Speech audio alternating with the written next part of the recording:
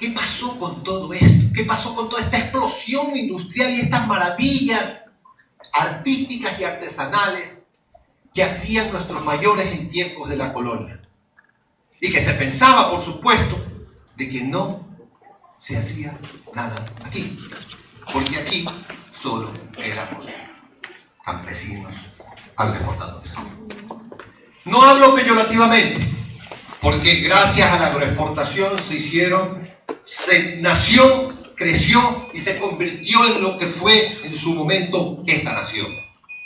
Pero sí es necesario rescatar el valor extraordinario de nuestro arte y nuestra artesanía, perdido en la noche de los tiempos por la falta de documentos que, como el del padre Mario Cicala, nos cuenten la verdad de esa historia. Ventajosamente esto existe. Que no existe aquí, claro, una ciudad que desde su fundación hasta la fecha se quemó 38 veces, parcial o totalmente. Claro, debe haber perdido muchísimo de su memoria escrita y totalmente su memoria, la memoria oral que iba llegando de padres a hijos. Y es por eso que no se conoce, no se conocía más de lo que estoy contándoles. Pero ahí no queda la cosa. Otro oficio que generó una industria muy importante fue la de los torneros. Los torneros que había en Guayaquil hacían absolutamente todo lo que ustedes le encargaran. Y los torneros, que estaban en estrecha relación con los herreros, lograron hacer algo que era increíblemente cotizado en aquel entonces: los trabajos en hierro forjado. De lo que algo de esto es muy elemental realmente al lado de lo que se hacía en Guayaquil. En el Museo Municipal tenemos en la sección histórica, en la planta baja, algunos de los ejemplos de lo que se hacía en esta ciudad en lo que se refiere a aldabas y cosas con mucho mayor trabajo y mayor elaboración. Los herreros nuestros tenían un secreto que se perdió: el secreto del temple del hierro. Del temple del hierro. Cuentan, y esto ya se encuentra registrado en documentos que se encuentran en el Archivo Nacional de Lima, que nuestros herreros debieron conocer algunos de los secretos del forjado toledano, porque las armas que se forjaban aquí eran tan cotizadas que se las compraban íntegramente a los productores de armas, a los herreros que se dedicaban especialmente a eso, y se las llevaban todas a España, y en España les marcaban un nuevo sello para que parecieran hechas allá. ¿Quién lo dice? El padre Mario Cicala, el sacerdote, no iba a ponerse a echar cuentos, ni iba a ponerse a inventar esta historia. Es real. El padre Mario Cicala se mantuvo aquí como maestro del Colegio San Francisco Javier desde el año 1752 hasta la fecha en que salieron los jesuitas de América en 1767. Él da fe de todo lo que les estoy contando. Los herreros eran extraordinarios. Navajas, espadas, cuchillos, toda clase de armas hechas con hierro forjado eran trabajadas por ellos y eran extremadamente cotizadas, independiente de candados, aldabas, bisagras y las otras especialidades de los herreros de aquel entonces, ¿no? Pero entonces vamos llegando a la especialidad máxima de nuestra industria: la construcción naval. Y es aquí en donde vamos a hacer una suerte de paréntesis y de capítulo aparte, porque nosotros llegamos a hacer en construcción naval cosas realmente extraordinarias. Realmente extraordinarias. Para esto es necesario saber de que no fue por gusto que aparece esta industria en Guayaquil. Guayaquil, como ya les he dicho anteriormente, era un lugar privilegiado por la naturaleza porque crecían alrededor de la ciudad y en todo su entorno geográfico una enorme cantidad de bosques de maderas preciosas utilísimas para la construcción naval. Huachapelí, cedro, roble, son solamente algunas de las maderas fantásticas que se utilizaban para la construcción naval. El palo de María, increíblemente útil para hacer los mástiles por su tamaño y porque las ramas ya crecen prácticamente en la punta y son árboles de 30 metros o más de altura. Eran los árboles que se utilizaban con este fin. Toda esta riqueza natural, sumada a la habilidad natural también de nuestros nativos para la construcción naval, fue medida, calibrada por un hombre que fue clave para el nacimiento de los astilleros de Guayaquil. Este hombre se llamaba Toribio de Castro y Grijuela, tronco de una de las más importantes familias que nacieron en Guayaquil colonial. Toribio de Castro y Grijuela fue el responsable de crear esos primeros astilleros, pero en la isla Puná. ¿Por qué en la isla Puná? Porque en la isla Puná había una producción muy importante de sal desde tiempos prehispánicos, y él, asociado con el cacique Tumbalá, cacique de la isla, cogen y comienzan a explotar industrialmente la sal para llevarla a ciertas poblaciones río arriba del Daule y el Babahoyo. ¿Cómo las iban a llevar? No las iban a llevar en balsa. Comenzó a construir las primeras naves a remo que se hicieron aquí. 2 galeras fueron las primeras naves construidas en el astillero de Guayaquil, que funcionaba, como les digo, en Puná. Y así Toribio de Castro y Grijuela comienza a construir naves, y ya en el siglo XVII, su hijo mayor, don José de Castro y Guzmán, terminará siendo intendente del astillero y comenzará a construir naves de mayor calado, con mayor capacidad de bodegaje y con una mucho mayor importancia para 2 fines, de defensa y comercial. En el siglo XVII, un presidente de la audiencia de Quito que venía desde Filipinas, el presidente Morga, tuvo la aventurada idea, que a mí particularmente me parece absurda, porque si era presidente, había sido nombrado presidente de la audiencia de Quito, debía de defender la producción de la audiencia. Tuvo la idea absurda, como vuelvo a repetir, de decirle al virrey de que no siga construyendo los barcos en Guayaquil porque eran feos, porque no eran estéticamente bien trabajados y que solo Dios sabe cómo funcionarán si son así de mal hechos. ¿Cuál era el problema que tenía Morga? El problema que tenía Morga es que veía que la manga, que es el ancho del barco, era demasiado ancha en comparación con la eslora, que es el largo del barco. Los artesanos, los carpinteros de Rivera, que habían ido formando su oficio con el trabajo y con las indicaciones de los constructores navales que comenzaron a llegar desde el mismo Perú y Castro y Guzmán, que era hijo de Toribio de Castro y Grijuela, desde aquí en Guayaquil, le explicaron al presidente Morgan de que esto era para mejorar la estabilidad de la nave en las tormentas. Y que además esas naves, todas ellas, principalmente y básicamente las comerciales, tenían ese tamaño para mejorar la capacidad de carga de ellas. Y es verdad, más de 80 años después, un sacerdote jesuita experto en construcción naval llega a concluir, luego de un análisis muy detallado de los barcos hechos en el astillero de Guayaquil, de que no había naves en toda la colonia, en toda América, que se pudiesen comparar a las naves construidas en Guayaquil. La industria naval en Guayaquil fue destacadísima a nivel mundial.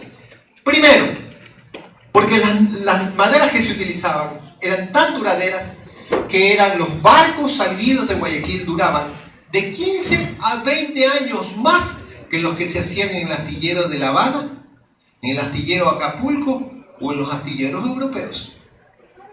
Y además de eso, podían cargar por lo menos un 15% más de carga que los demás barcos hechos en otras partes del mundo. se parecían bastante a las naos portuguesas, que tenían una gran capacidad de carga también, pero tenían el sello inconfundible del barco hecho en Guayaquil, porque tenía una manga muy amplia en comparación con la eslora, es decir, su ancho en comparación con su largo. Los barcos guayaquileños fueron en consecuencia increíblemente cotizados y extraordinariamente utilizados.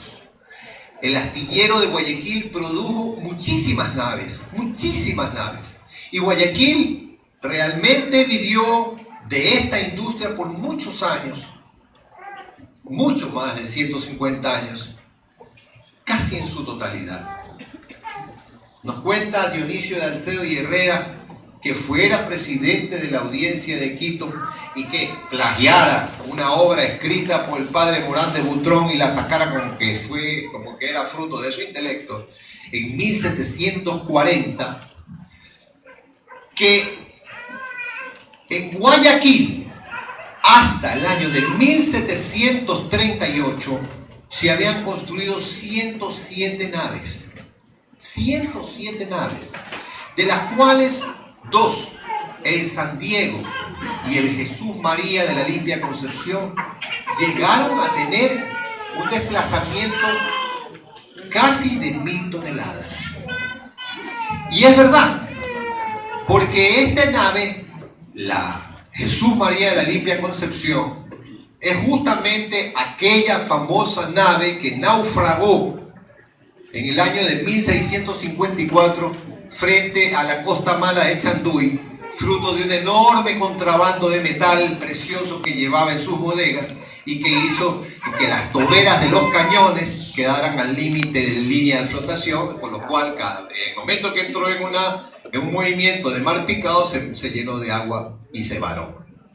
Ese era el tipo de naves a las que nosotros llegamos, que nuestros carpinteros llegaron a hacer. Y era tan importante esta industria y tan destacada que, según cuenta Alcedo y según cuenta el mismo padre Mario Cicala, en un momento determinado de la segunda mitad del siglo XVIII, habían 1200 carpinteros de Rivera dedicados exclusivamente a la función de construir naves. 1200 carpinteros de Rivera dedicados a la construcción de la parte de madera del barco. Estamos excluyendo ahí a los calafateros, que eran los que cogían y rellenaban las juntas de los maderos para que permitieran una flotación adecuada a la nave.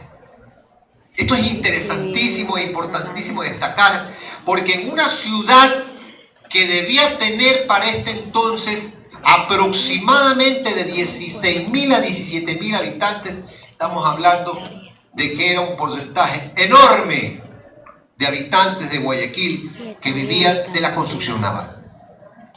Y claro, estamos viendo la industria de los que se había generado con los otros oficios y que de alguna manera era derivación de lo que se hacía aquí en el astillero.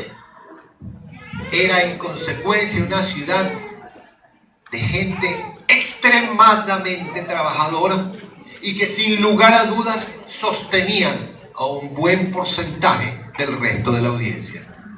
La primera mitad del siglo XVIII vio la debacle de los obrajes quiteños y serranos.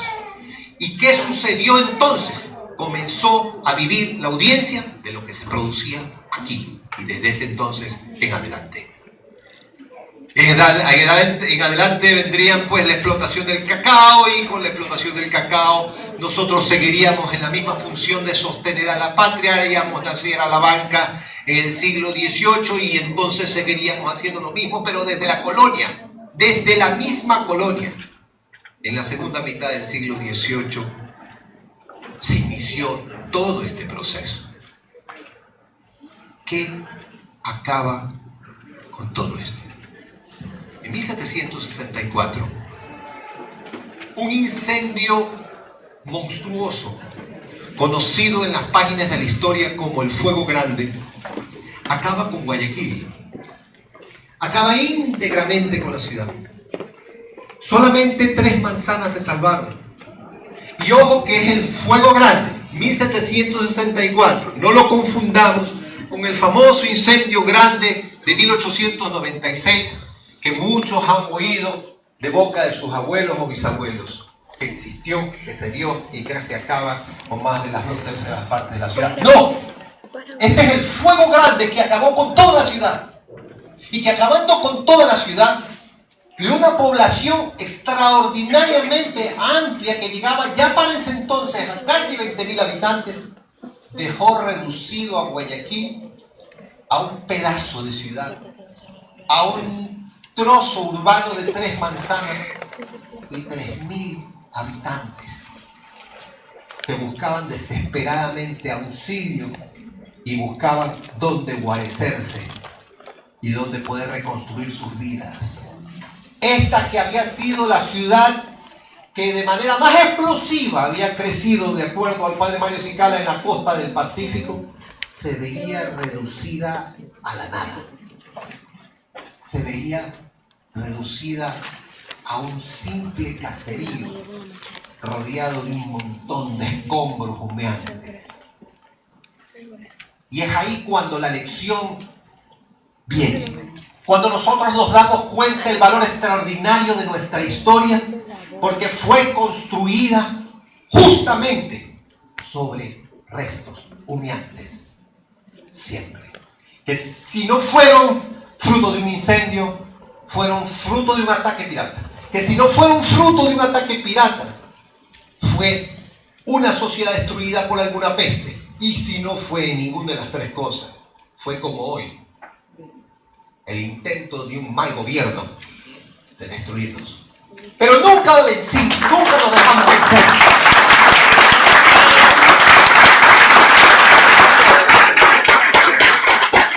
Nunca. Desde ese entonces, desde un pretérito tan lejano como el de nuestros tiempos coloniales, luchamos para salir adelante. Y para salir adelante de escollos prácticamente infranqueables.